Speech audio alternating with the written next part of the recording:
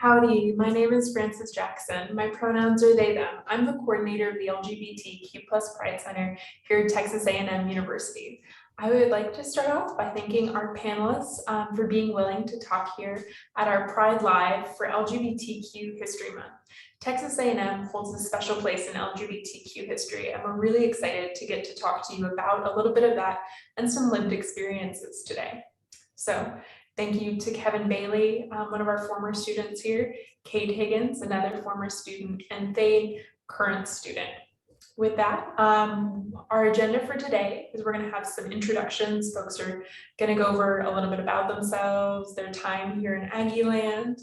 We'll have some questions that the center has scripted out for us to go over, and then we'll have time for folks to submit questions. You can do that in the Facebook Live or message the center if that's what you're more comfortable with. Alrighty, with that, Kevin, would you like to start us off with intros?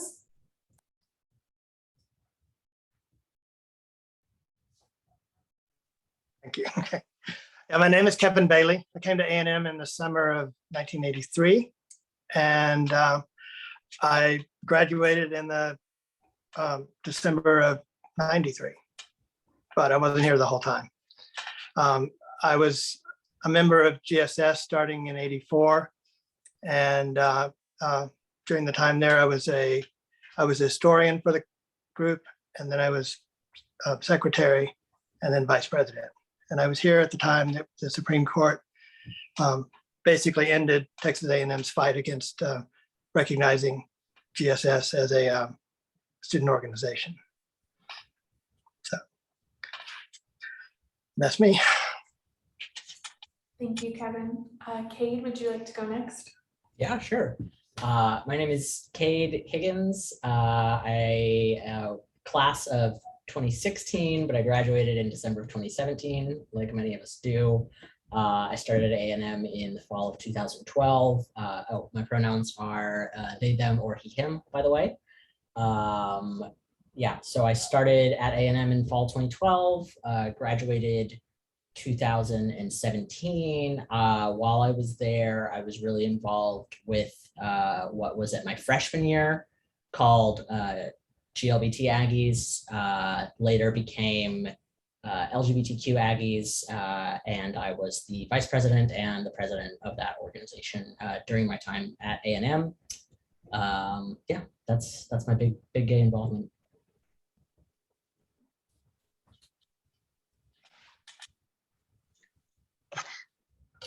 All right, and I'm Thane. I'm a current student, like Frankie mentioned. I'm now the president of LGBTQ Aggies, which used to be the GLBT Aggies. And yeah, I'm a senior now, and I've been in the org since I was a freshman. Yeah.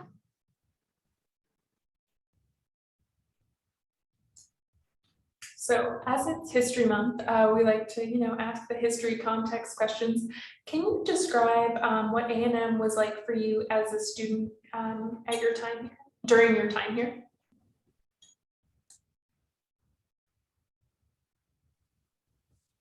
Start with me. Well, I'm not sure how different it is from what it is today. I mean, there were fewer buildings. There were, there were fewer buildings. The traditions were slightly different than they are now. And I'm sorry, I've got a crowd coming in for me. You need to go. Gonna be taken downstairs. Hello. Okay. Let's go. Okay. Time to go to the party. Bye. Sorry about that. Bye, Kevin. Okay. Okay. Wait, Kevin. Why does the back of this say? I don't know. That's weird. All right, so See you later. it was, I guess being gay was a little different because there was no group on campus, but I don't think that we were hard to find because we were in the news a lot. So if people were interested in finding us, they just had to wait for a couple of weeks for an issue of the Battalion, to mention this somehow. The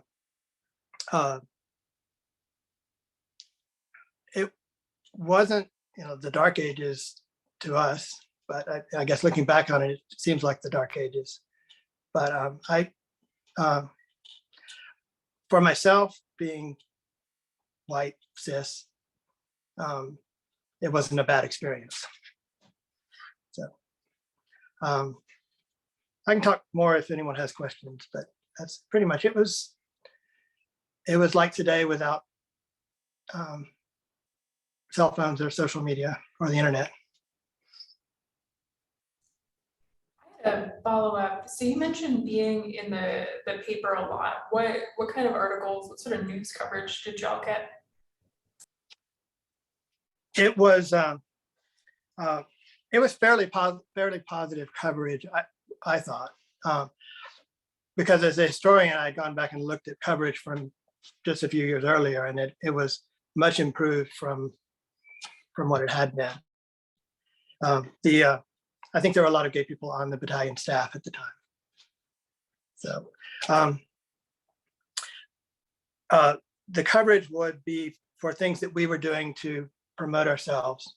So one weekday we had what we call Blue Jeans Day, and basically it was wear blue jeans if you support gay people. So which was, we understood it was a joke because people wore blue jeans anyway. So, but the idea was to get people talking about it. So something like that would cause articles and lots of letters to the editor in the battalion. Another thing would be Political Awareness Day. That was a big day for us. And then any news about our court case would involve, someone would call us for comments. So those are the three main things.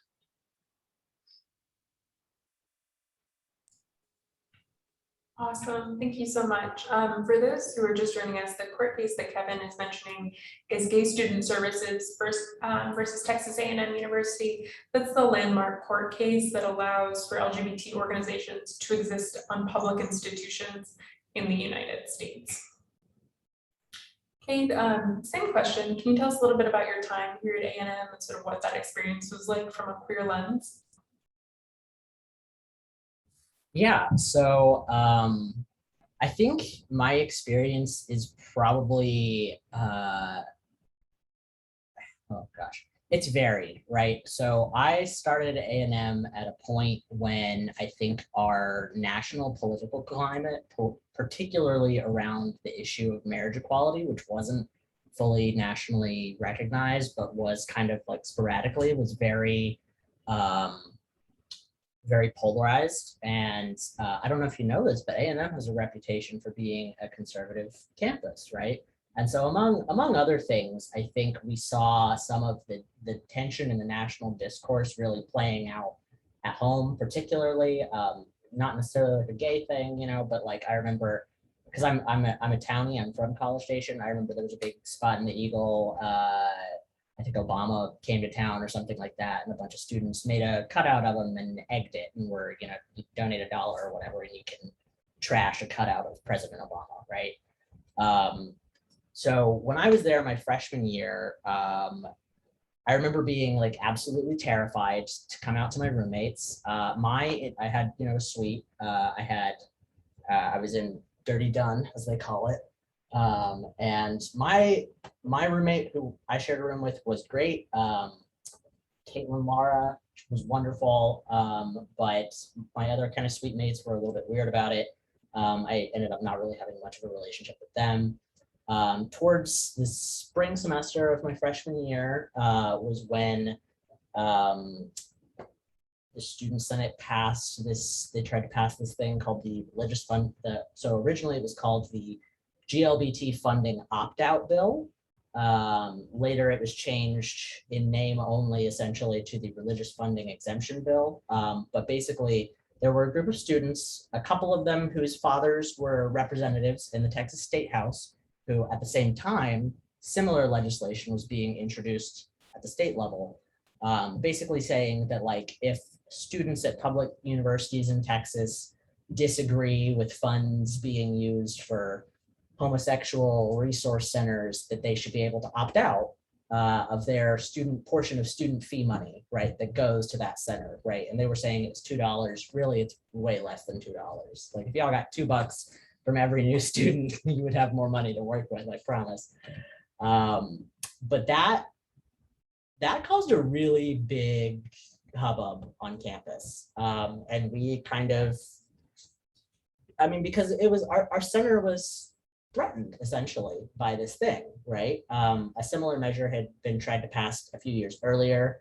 I think in 2011, they introduced something called like the equal and opposite funding. So they tried, basically a lot of people were trying to get rid of the GLBT Resource Center. They didn't want it to exist.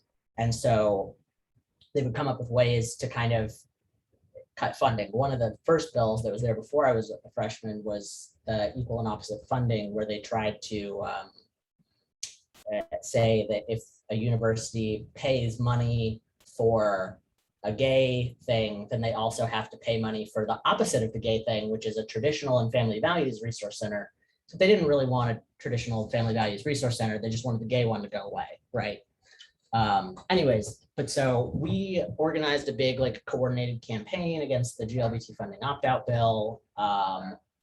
I've never seen a student senate meeting so packed in my entire life. They had to go into overflow rooms because so many people showed up on our behalf. I mean, we did student activism there that I think was one of the most powerful examples of just like a community really coming together that I have ever seen. But I mean, I know a lot of students felt really unsafe on campus around that time. I myself, after speaking up at that meeting, like some anonymous stranger found my cell phone number and called and threatened to kill me. I had friends who had, homophobic stuff taped to their doors in dorm rooms. Sometimes I was maybe a little aggressively gay, but I was also a little bit visibly queer.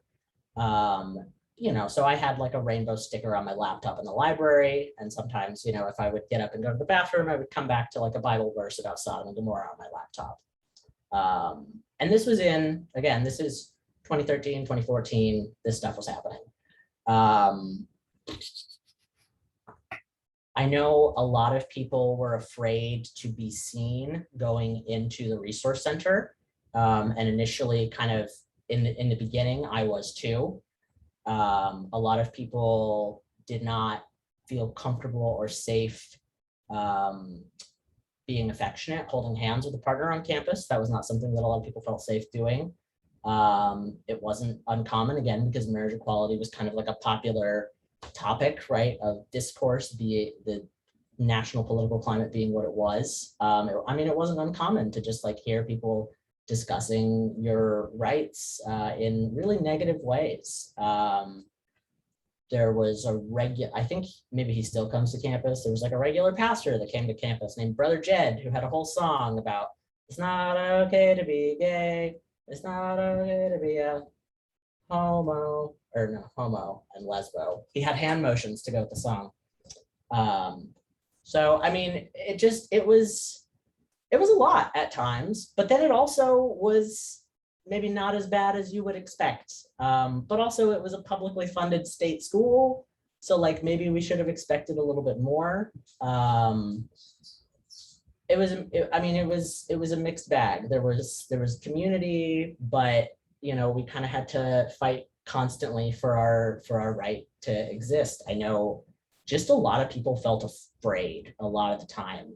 I had many friends who had been disowned by their families, either while they were in college or some of them while they were in high school before they came to college and were completely on their own.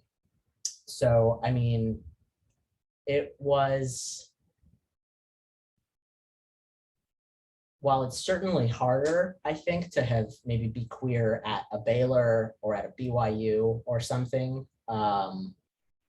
it was by no means an easy road to exist as a visibly queer person at A&M, even, you know, in what is ostensibly a modern era, right? I was there 2013 to 2017, and certainly it changed a lot in my time there. You know, by the time I was a senior, we had, you know, successfully pushed the university to acquire one of the largest collections, I think, of gay male literature in the country, the Don Kelly collection.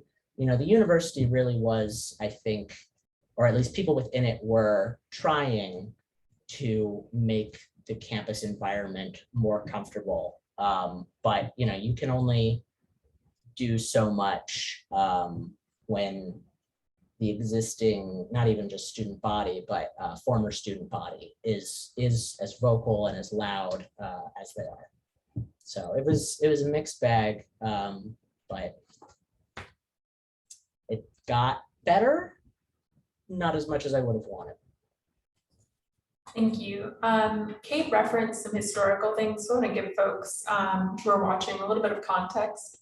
Anise Parker, who is the first out mayor of Houston and the first out mayor of a major US city, sat in Houston for 2010 to 2016. Don't Ask, Don't Tell, which was the military ban on serving openly, ran from, I think it's 90, I've got the dates up, 1994 to 2011, so a little bit before Cade's time. And then the Equal Marriage Act, which is the Lagerfeld-Hodgins decision, was decided in 2015. Just to paint some context, A&M had its first out president, Bobby Brooks, in 2018, or 2018, 2017, in and around there. And Bobby did receive some threats. So that's a little bit of the picture of, I think, where A&M was a little while ago, and where we were nationally at the time in terms of LGBT rights. So as it's History Month, I'll be popping in with some more dates and historical facts. Thane, you know, you have the A&M of today. Can you tell us a little bit about your experiences, maybe some of the historical context of big changes and stuff that have happened on campus just in your time here? Yeah, I can certainly do my best. I mean, as far as personal experiences, I'm not cisgender, but I can usually pass because I can use she, her pronouns and I look like it. So I don't necessarily experience as much as that. But as far as being more openly not attracted to men, at the very least, there's definitely not as much, I think, opposition as far as that part goes.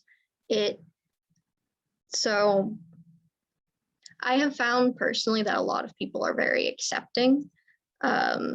And I have had a lot of friends who are like, I was able to come out to my professor and they asked me how to use my pronouns properly and all of that. My boss, we're not quite there on pronouns yet because I don't feel like opening that, but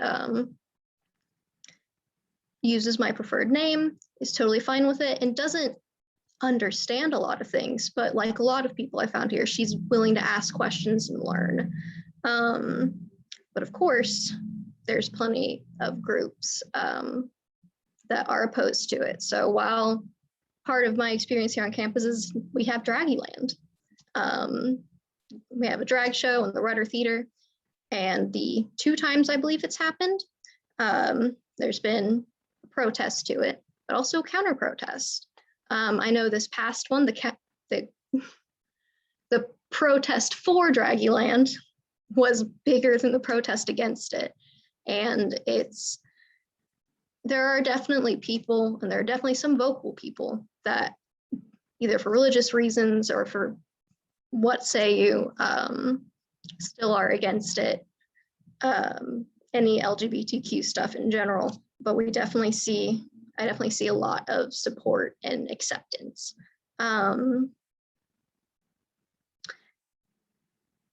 So like, for example, just random people, I have a pronoun pin on my backpack now, and I was just walking down and it was nice because I heard a cadet and someone else walking behind me and they started discussing gender, like gender issues and pronouns, and just, it's something people are willing to talk about now.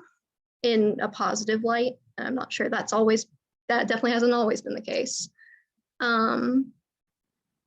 So yeah, we've had our issues. We've had a president of a different Oregon campus acting on their own, tried to call out a member of our org that was a cadet and get them basically like in trouble for being part of our org, saying it's political. But at this point, LGBTQ Aggies is actually a social org. So they didn't actually have ground to stand on. And I know for trans people, it is more difficult for where you can tell without a doubt. I know they experience more stuff. There were a couple Transcend meetings during COVID where people got the code, got in and started throwing around like slurs and hate speech. But I think from what I've been able to tell, I think that's more of a minority at this point. From my personal experience, I cannot speak for everyone, white, passing cis, I guess. I've noticed more acceptance than I have opposition. Yeah. Still, people have a lot to learn, but a lot of them are willing to ask the questions, at least. Some historical things from Thane's time here. We've had right to work, which is where LGBT folks cannot be fired because of their identities. That happened in 2020. Very exciting. The trans military ban was rolled back, and recently there was an announcement about being able to use X as an option on your national identification, so things like passports and stuff. So we have seen a positive tilt towards LGBTQ rights in the past couple of years, which is very exciting. So Texas A&M is one of the largest institutions of the nation, having had the GSS lawsuit. Where do you think it fits into the larger historical context of LGBTQ history? Could you repeat that question? 100%. How do you feel A&M fits into LGBTQ history?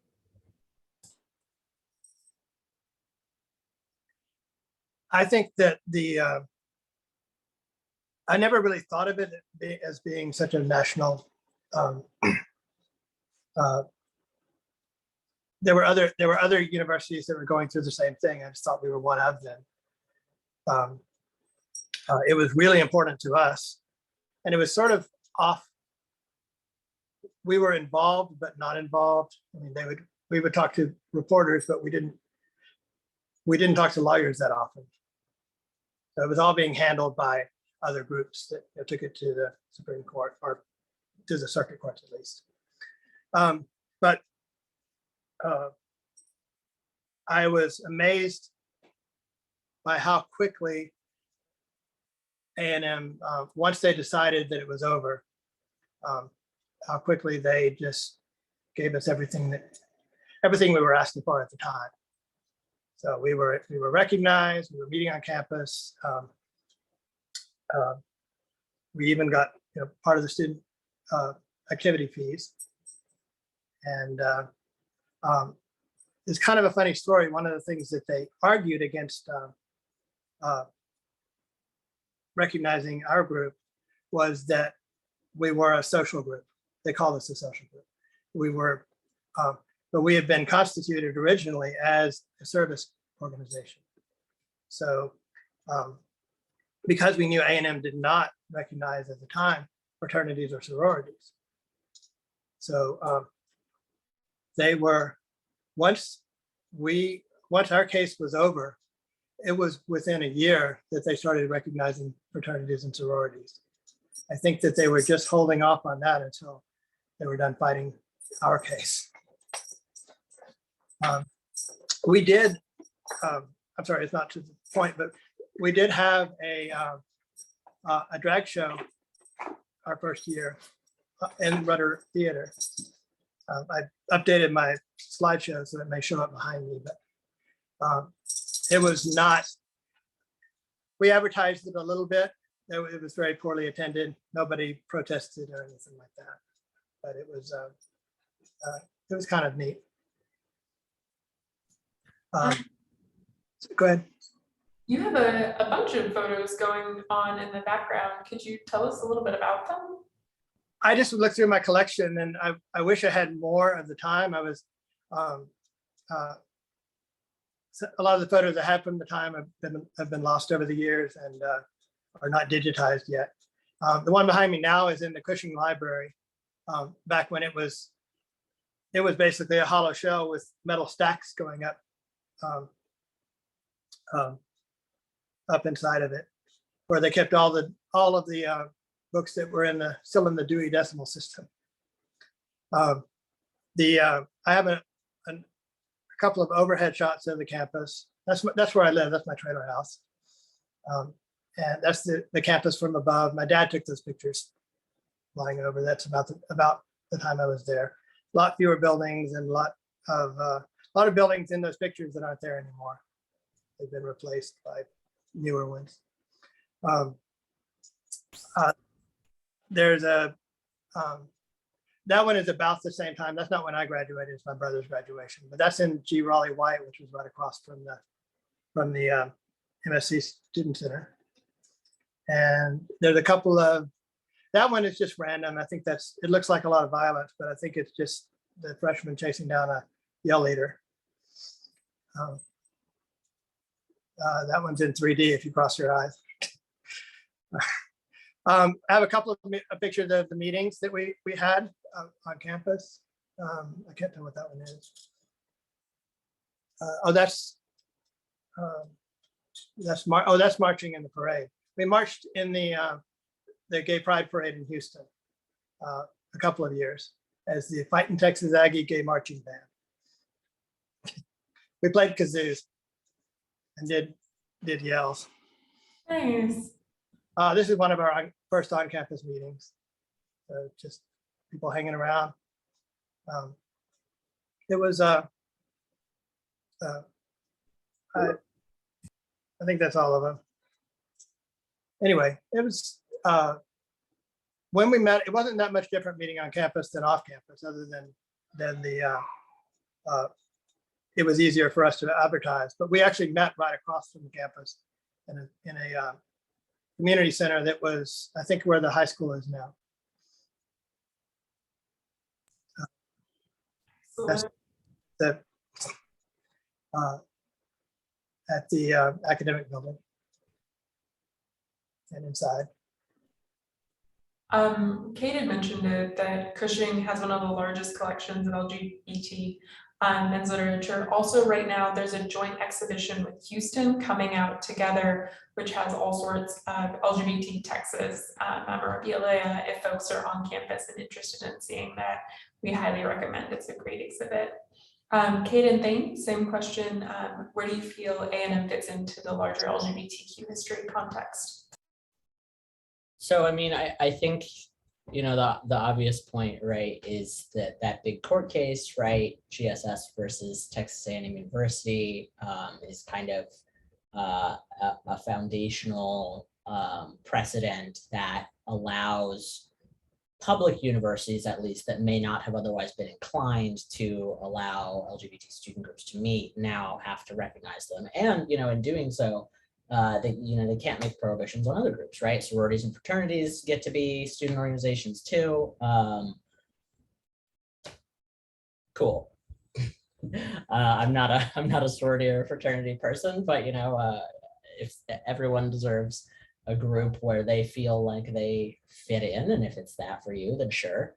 In terms of the larger context, national history, we've been in the national news a couple of times, not for good things. I mean, when I was there, certainly the GLBT funding opt-out bill, A&M got some negative national press for that. And I think really it's about kind of national culture. A&M fits in because it is a story of, over the decades, LGBT students, queer students insisting on their right to carve out a place for themselves there. Myself personally, and I know a lot of other people, we're told, well, you know, if you don't like it, Highway 6 runs both ways. You know, you can leave if you don't like it here. But why is that the answer? Why are we not allowed to be here? And I think that ties into the national conversation, because that's true at any state, at any university, at any, you know, high school or middle school that might not have a GSA or that might not be inclusive or uncomfortable. That spirit of insisting on your right to exist without persecution and your right to equal access to resources and your right to be respected for who you are is, I think, a really resonant story with people. And it's just it's just one strand in a larger fabric of struggles that are similarly happening, I think, across the nation that we may not always be aware of. We do have, you know, some pretty fabulous, you know, gay queer former grads. You know, we can claim Phyllis Frye as one of our own, which is always great. We've got a U.S. ambassador, right, that spoke at Lavender graduation. You know, I think queer Aggies go on to do good things in the world too, and that's another way in which we're part of the larger conversation. But yeah, I mean, I think that if we've been in the national news, it's usually not for good reasons, but those are typically just points in a larger story of incredible queer resilience that shouldn't be necessary, but is. I think Kate brings up an excellent point about our former students and how we've had some real trailblazers. Judge Phyllis Frye, who is thought to be the grandmother of trans rights here in the US, has all sorts of organizing. We'll share in our comments a bio and a little bit about her, but yeah, an Aggie and a pretty awesome. And then Wally, as Kate mentioned, James Walter Bruce, the first out U.S. ambassador in the Western Hemisphere to the Dominican Republic with his husband when I'm not sure if the Dominican Republic has same-sex marriage, but it was not legal when they were there. So really did some amazing work down there and stuff. And his speech is available for folks. We live streamed it. So really need to learn a little bit more about his experiences. Some really cool historical figures. You're not wrong. Thank you for bringing that up. Same question.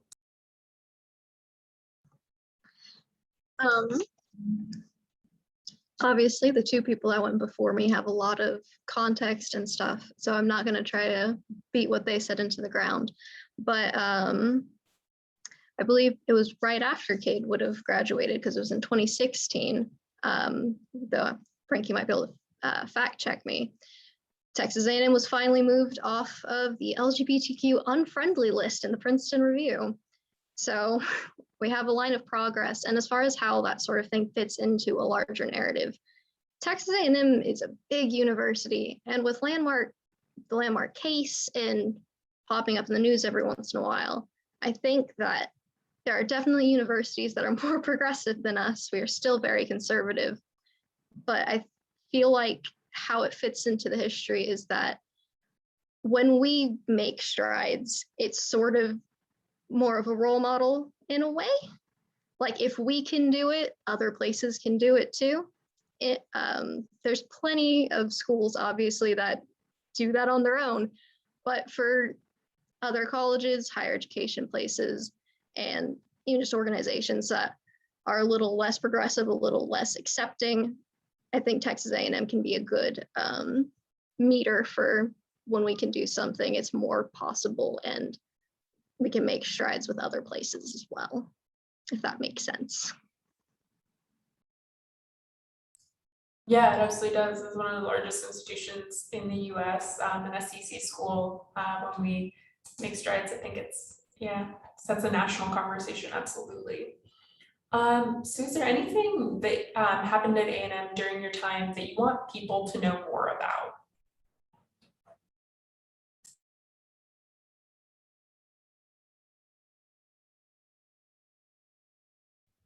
That's a big question. That's a really big question. I mean, I want them to know more about all of it. I feel like in transition between some of the people who have been in like leadership with QA, I think we've actually like lost some historical documentation. And I think in the turnover from the center, I think we've lost some stuff that was, like starting to tentatively be put in place. Like I don't remember what exact year it was, but I was working with one student basically to set up, and we were successful in doing so. We got a LGBT like themed LLC that on that floor, it was gender neutral housing.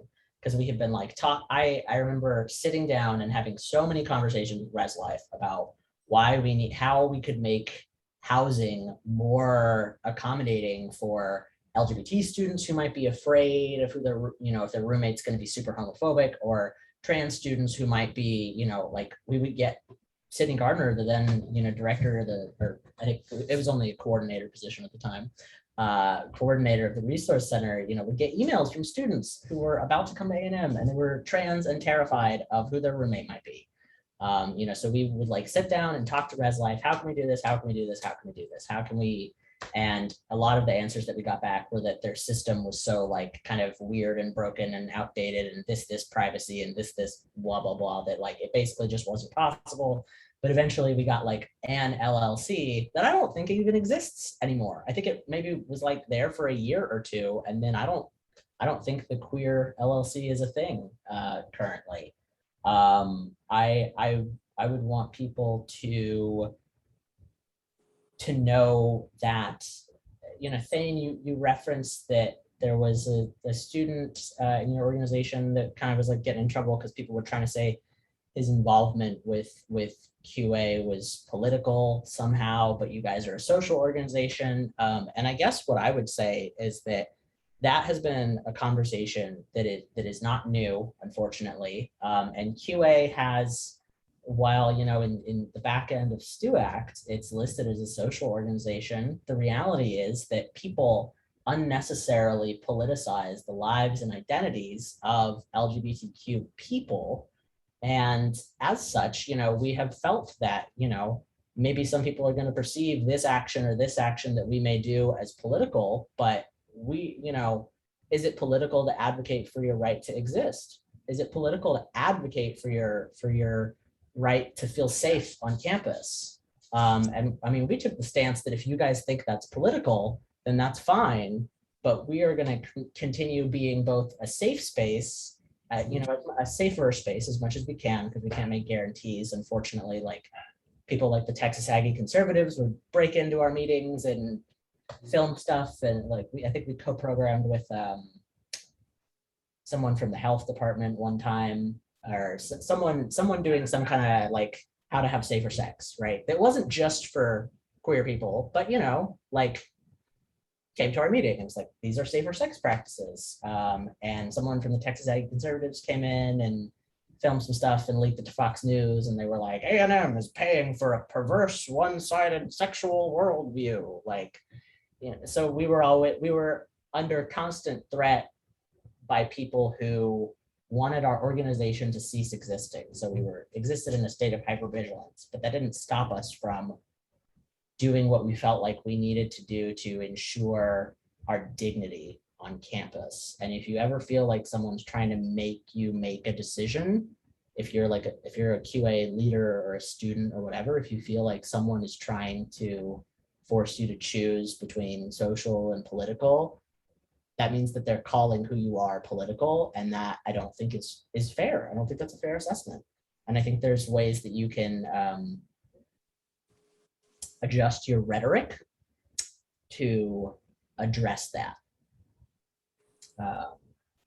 Yeah, and I would just want people to know that the LGBT community at A&M struggles with what, at least when I was there, struggled with what everyone struggled with. We had our own kind of in-group, out-group. We had, cliques and friends, and we had, issues around intersectionality, but we were always really trying to do our best to be there for each other and be good and just and kind to each other. And I think that's the legacy of the QA that I remember.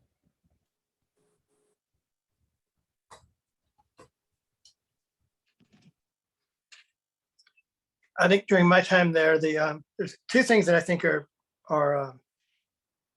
it's kind of gotten lost in. One of them is we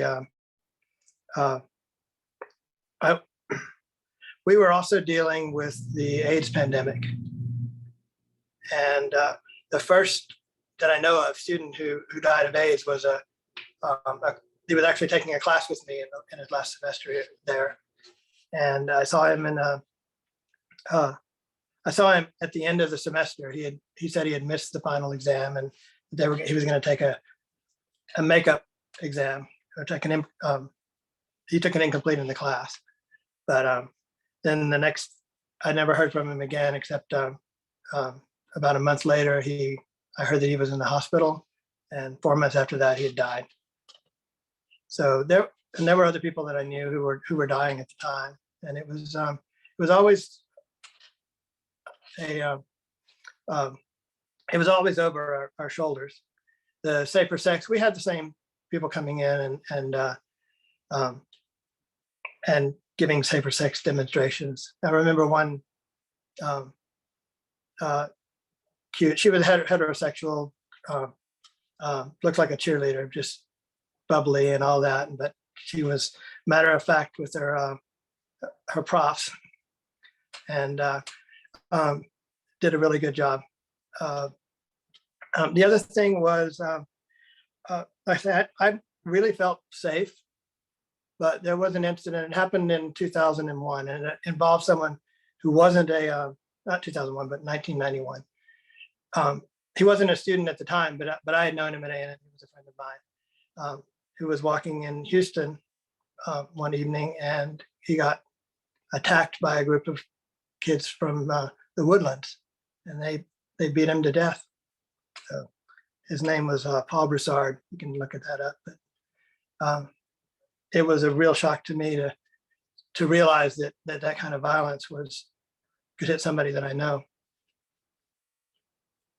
And the kids that were involved weren't. I don't think it was felt that they were that they received harsh enough punishments for what they did. Most of them got off pretty easily. The one that put the knife in was had the longest sentence, but he's out now. So other than that, it was kind of an exciting time. I met Anise Parker once back in the day. I mean, she was just one of the leaders of the Houston's Gay Political Caucus. They teased us about not putting an L in our name, and we hadn't put an L. They hadn't put an L in their name yet either. But that got changed pretty quickly. I didn't meet Phyllis Frye. She had come to the. She was a student long before I was there, but she had come to the campus just before I got involved and made a big splash. Sort of took the focus off of our group having a table at the Political Awareness Day. But I did meet her at there was a 25-year reunion in 2010, and she showed up for that. I got to sit with her while we at lunch, and I really enjoyed meeting her. I got emails from her for years and years. So, but it was. But I think that the fear that we had was I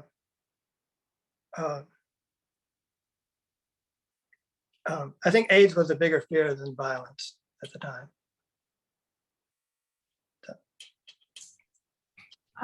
Kevin brings up a couple of points we wanted to touch on really quickly. The Pride Center website has a variety of HIV and PrEP resources for folks, both in English and in Espanol. We'll be sharing those briefly in the comments, so please check those out if folks are interested. On October 12th, we will be having our late night program, which is going to be Sex in the Dark, where we'll have sex educators coming over from health promotion to come and educate folks on safer sex practices. So we're very excited to be able to offer those services. And then I started touching lastly about LGBT violence, what Kevin said. As of this year in 2021, there has been 38 trans deaths, mostly trans women of color. And we know that number is grossly underreported due to a variety of both structural and personal race and other issues there. So we wanted to address those really quickly, and we'll be sharing links for all of that information. Thane? Yeah, as far as what I think people should know about my time at TAMU or just TAMU in general at this point, I think COVID put off some of the, emails and messages we would get, but we definitely got messages beforehand about, is there a place I can feel safe? I'm trying to decide between schools, is Texas A&M really that bad? And I think I would like people to know that it doesn't have to be. There's always the possibility. And that's something to be aware of regardless of who you are. And there's various factors for LGBTQ people and people of color and all sorts of that makes it more likely that something will happen. But you can come to Texas A&M and be at least relatively safe. That is most of what LGBTQ Aggies does now. We just try to make a safe, fun place for people to come hang out.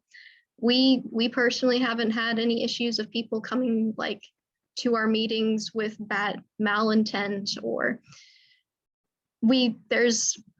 so the LGBTQ Aggies email, I don't know how long it's been around, but it's been the same one for a good while. And there's a folder on it.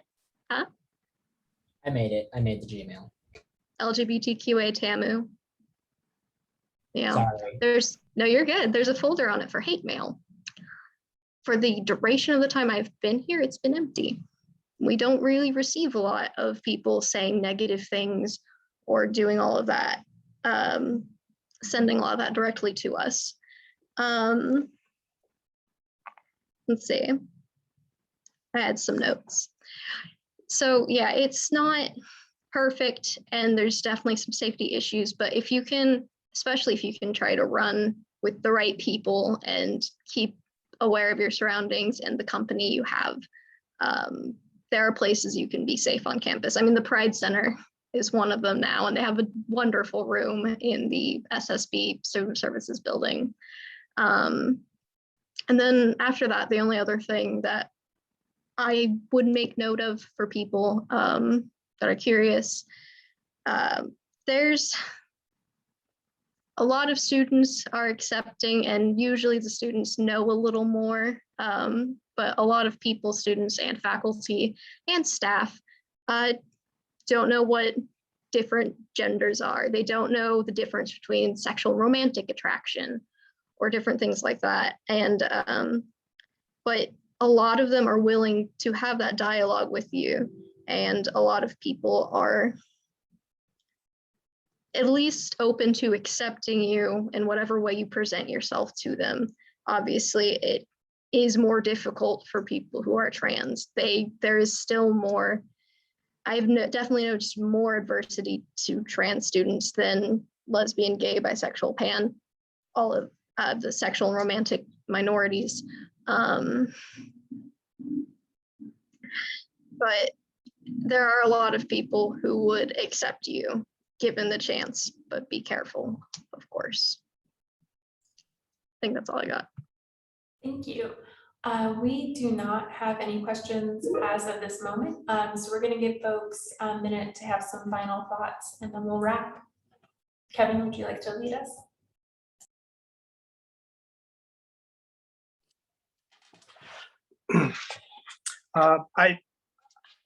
I was amazed when I went back in 2010 at the progress, because like I said, at the time I was there, we thought that we were woke before woke was a word. I mean, looking back on it, I see that internally we had some growing to do, and that the university and the world had a lot of growing to do. But at the time, we were modern, and it was there had never been any generation that was more accepting of gay people than the one that we were in. But to go back in 2010 and see that that they were having this celebration of the 25-year anniversary of the Supreme Court decision, was they were having it in a huge auditorium with the university was providing the lunch for it. They told me that on the first day, which I had missed, that they'd set up all the tables with nice white tablecloths and the nice plastic plates that look like china. And but someone suggested that maybe it could be a little more colorful. So on the second day where I was there, they had each table with a different rainbow color on it. So, I mean, the idea that the university would go out of its way, I mean, it was just a suggestion. It wasn't that they were, that anyone had complained, but they just, the food services took that on themselves. I mean, to me, that was wonderful.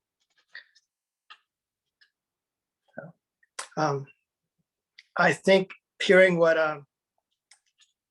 about the troubles that you had with when marriage equality and Don't Ask, Don't Tell were being discussed, I realized that what I saw was just a glimpse of it, and there's still problems underneath it. But those problems just seem to, it's the arc of history. You know, it bends the right way. There may be some glitches along the way, but I'm amazed at how much progress has been made since we were modern.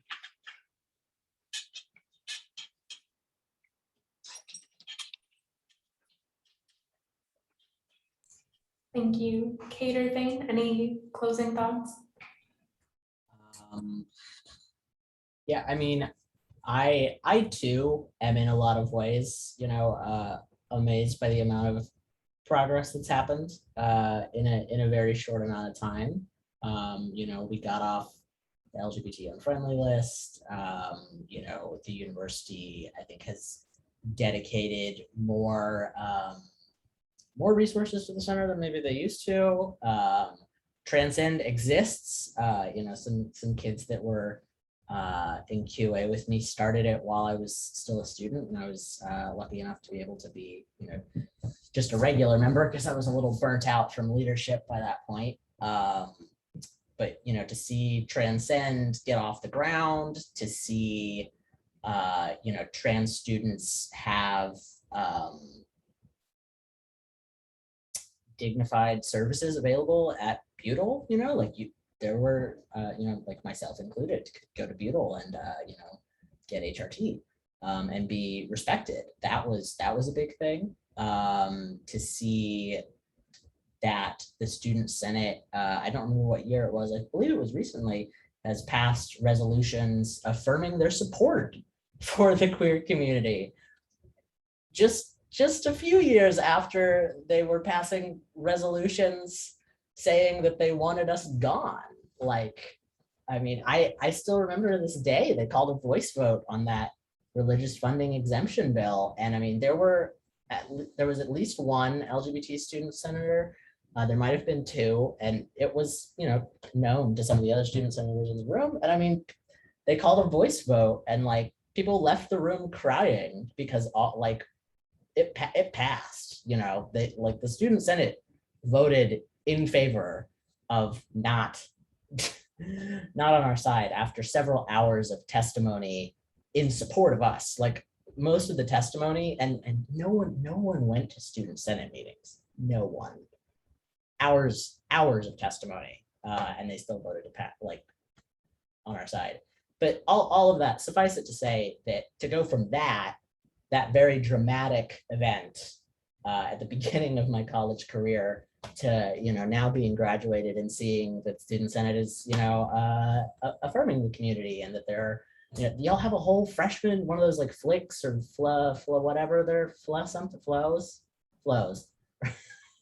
There's a queer freshman leadership org now. They didn't have that when I was there, I wasn't there that long ago. I'm not that old yet.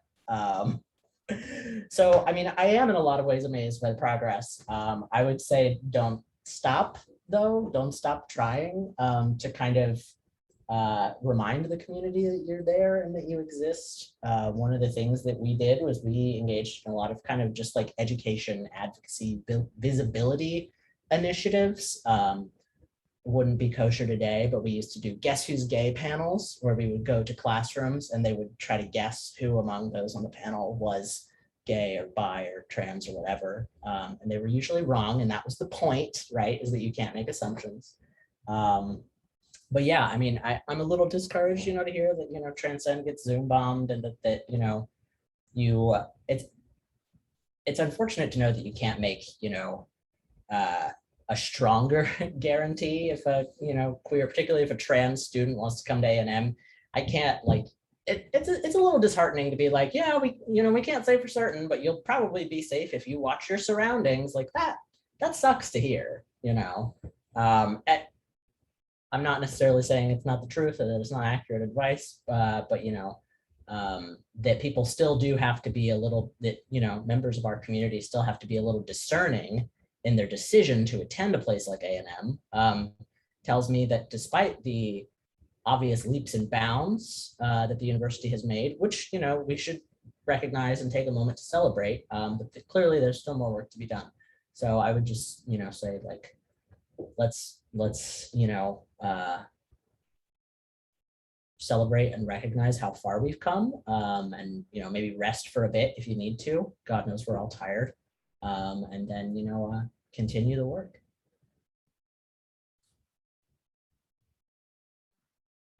Yeah, and just to, I don't know if it's clarify or comment, but there's always a risk of unsafety no matter who you are. But I do think that you are more, if you're going to face someone who isn't accepting, I do think it's more likely at least to be verbal than physical at the very least. I personally haven't heard of a lot of